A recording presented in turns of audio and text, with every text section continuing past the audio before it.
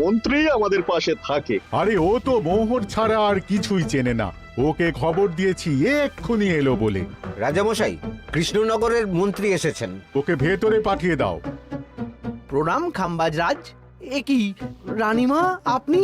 আমি তোমাদের কৃষ্ণনগরের রানী নই, আমার নাম ললনা। আমি হরেক রকমের গলায় কথা বলতে পারি। এটা আমার আসল গলা। ওরে বাবা রে বাবা রে বাবা, আপনি তো প্রতিভার জলজ্যান্ত রূপ। একে আপনি কোথা থেকে পেলেন খাম্বাজ রাজ? বেশ কিছুদিন আগে একটা যাত্রা দেখতে গিয়ে ললনার সাথে পরিচয় হয়। ওর ব্যাপারে সবকিছু জানার পরে আমার মাথায় একটা বুদ্ধি খেলে যায়। তাই আপনি আমাকে ডেকে পাঠিয়েছেন, তাই তো? একদম তাই। আমার একটা পরিকল্পনা আছে। ছলে বলে কৌশলে ওই কৃষ্ণনগরের আসল রানীকে কিছুদিনের জন্য বাইরে পাঠাতে হবে, আর সেই সুযোগে সেসব দায়িত্ব আমার ওপরে ছেড়ে দিন। আমি নিজের দায়িত্ব নিয়ে ললনাকে কৃষ্ণনগরের রানীর সমস্ত আদব কায়দা শিখিয়ে দিয়েছি। এখন শুধু আমি বাকি ব্যাপার নিয়ন্ত্রণ করব। এখন মহারাজ বাৎসরিক হিসেব নিয়ে ব্যস্ত, তাই রানীমা চলে যাবেন আর তার বদলে ঢুকবে ললনা দেবী। তাহলে আর দেরি কেন? আজ রাতেই বেরিয়ে পড়ো। আর যদি আমার পরিকল্পনা অনুযায়ী এগোতে পারো, তাহলে কিছুদিন পরে তুমি হয়ে উঠবে কৃষ্ণনগরের রাজা। আমার কত দিনের আশা। চলুন তাহলে। হ্যাঁ চলুন। রাজবাড়ির বাকি ব্যাপার যেতে যেতে বুঝিয়ে দেব। রানীমা কিভাবে কথা বলেন, কাকে কি বলে ডাকেন, রাজবাড়ির কোথায় কি আছে সব।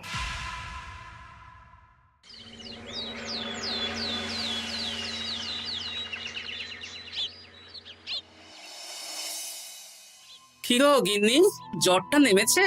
এই জ্বরটা কমেছে, কিন্তু শরীরটা খুব দুর্বল গো। তুমি পারলে ভাতটা রান্না করে রাজবাড়ি যাও। আমি বেলার দিকে এই কিছু একটা তরকারি করব।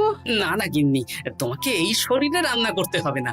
আমি তরকারির সবজি কুটে রাখছি। হ্যাঁ, ওই পুটির মাকে বলে রাখবো, ও এসে রান্না করে দেবে। তাহলে তো ভালোই হয়। জ্বরে একেবারে শরীরটা দুর্বল করে দিয়েছে গো। হ্যাঁ, তুমি বিশ্রাম নাও গিন্নি, আমি রান্নাঘরে যাই।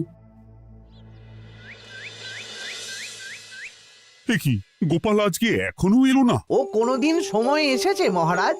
ওকে তাড়িয়ে আপনি একটা কাককে রাজসভায় রাখলেও সে সময়ে আসবে। আসলে গোপালের গিন্নির খুব জ্বর, আমি দেখে এসেছি। তাই হয়তো ওর গিন্নির সেবা শুশ্রূষা করতে গিয়ে গোপালের দেরি হচ্ছে। তোমাকে আর গোপালের হয়ে কাসুন্দি গাইতে হবে না। এই তোমরা থামো তো। একটু দেরি হয়ে গেল মহারাজ।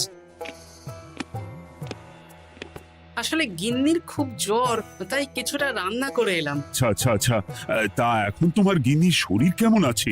আগের থেকে ভালো আছে মহারাজ। জ্বরটা কমেছে, কিন্তু শরীর খুব দুর্বল। বেশ বেশ, একটু যত্নআত্তি করো। যাই হোক, আজকে সারা বছরের খরচের হিসেব আর আগামী অর্থনৈতিক বছরের প্রকল্প নিয়ে আলোচনা হবে। আলোচনা শুরু করা হোক। বিগত অর্থনৈতিক বছরে বিভিন্ন খাতে মোট খরচ হয়েছে 15,700 মোহর, আর বিভিন্ন কর বাবদ উপার্জন হয়েছে 22,000 মোহর। তাহলে তো মহারাজ ভালোই লাভ হয়েছে। এবার আমাদের দিকে একটু নয়ন মেলে তাকালেই হয়। সেসব তো দেখবই, কিন্তু তার আগে আমি মন্ত্রীর সাথে বিগত বছরের সব খরচ নিয়ে হিসেবে বসবো। হ্যাঁ, বেশিরভাগ দায়িত্ব তো মন্ত্রীমশাইয়ের কাঁধেই থাকে, তাই উনি কোনো হিসেবে জল দিয়েছেন কিনা সেটাও পরখ করে নেওয়া যাবে। এত কাজের চাপ যাচ্ছে কদিন, শান্তিতে ঘুমোতেও পাচ্ছি না। মন্ত্রী, তুমি আজ বিকেলে রাজবাড়িতে চলে এসো। বিগত অর্থনৈতিক বছরের হিসেবগুলো একবার দুজনে বসে মিলিয়ে নেব। আচ্ছা মহারাজ, যা করার তাড়াতাড়ি করে নিতে হবে। এখন দেরি করলেই এই বছরের প্রকল্পগুলো শুরু করতে দেরি হয়ে যাবে। মহারাজের জয় হোক। বলো প্রহরী, তুমি কি কিছু বলবে? মহারাজ, একজন কালো চাদর মুড়ি দেওয়ার লোক এলেন আর আমার হাতে এই চিঠিটা ধরিয়ে দিয়ে চলে গেলেন। এই গরমে চাদর মুড়ি? অদ্ভুত লোকটা। কি রে বাবা? সর্বনাশ! কি হলো? তোমাদের রানীমার জ্যাঠামশাই খুব অসুস্থ, তাই পরিবারের সবার সাথে দেখা করতে চান। ও মা গো! আজ সভা এখানেই শেষ। এইবার শুরু হবে আসল খেলা। কি বলছেন মহারাজ? হ্যাঁ রানী, আমাকে এক্ষুনি জ্যাঠামশাইয়ের কাছে যাওয়ার বন্দোবস্ত করে দিন মহারাজ। কিন্তু রানী, তোমার জ্যাঠামশাইয়ের বাড়ি কৃষ্ণনগর থেকে ঘোড়ার গাড়িতে গেলেও তো 1.5 দিন সময় লেগে যাবে। এদিকে আমার এত কাজের চাপ। আপনি বরং কয়েকদিন পরে আসুন, আমাকে এক্ষুনি যেতে হবে মহারাজ। বেশ বেশ, আমি তোমার যাওয়ার ব্যবস্থা করছি। সাবধানে যেও রানী, আমি 2-3 দিনের মধ্যেই আসছি।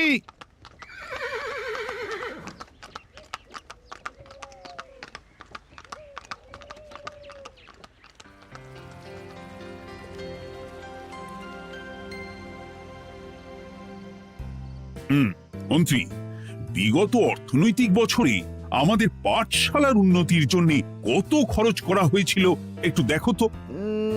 সব মিলিয়ে মোট 150 মোহর মহারাজ। কিন্তু আমার এখানে তো 170 মোহর দেখাচ্ছে। 170 মোহর? তা কি করে হয়? একই রানীমা, আপনি ঘোড়ার গাড়ি করে গেলেন আর হেঁটে চলে এলেন? সে আমার ব্যক্তিগত ব্যাপার, তুমি তোমার কাজ করো।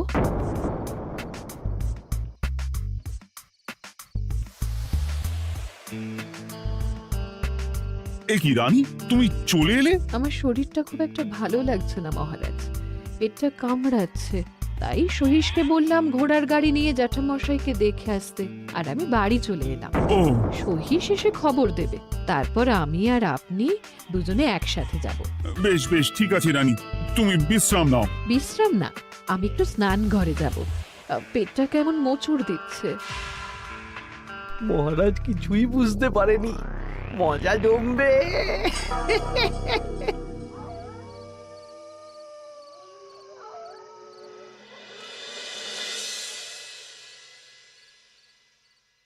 এ কি রানী, তুমি তোমার সব গয়না গাটি বের করছো কেন? আমার আর এই পুরনো নকশার গয়না পছন্দ নয় মহারাজ, ভাবছি কালকে সকালবেলা এই গয়নাগুলো শ্যাকরাকে দিয়ে শহুরে নকশায় নতুন গয়না বানাবো। কিন্তু এগুলো তো তোমার সবই পছন্দের গয়না। কিন্তু মহারাজ আমি ভেবে দেখলাম এই গয়নাগুলো সবই বড্ড ভারী গয়না, আমি শহুরে আধুনিক নকশার হালকা গয়না পরবো। এমনিতেই জ্যাঠামশাইয়ের শরীরটা ভালো নেই, মনটাও ভালো নেই, ও, পেটটা কেমন মোচড় দিচ্ছে, আমি আরেকবার স্নান ঘরে যাব।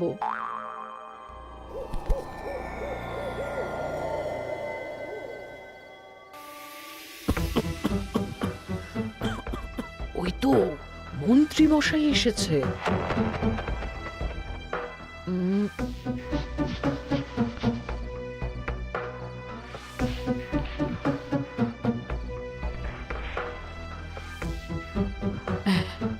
এই রাজ্যে গোপাল আমার শত্রু, কালকে থেকে গোপালকে খাটাবে।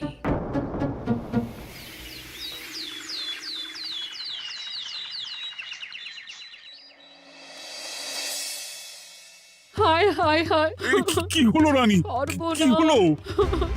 গতকাল রাতে আমার সমস্ত গয়না চুরি হয়ে গেছে। হ্যাঁ? বলো কি প্রহরী? বলুন মহারাজ। গতকাল রাতে রানীর সব গয়না চুরি হয়ে গেছে। তুমি আরেকজনকে নিয়ে এক্ষুনি খোঁজ করা শুরু করো। যথাজ্ঞা মহারাজ।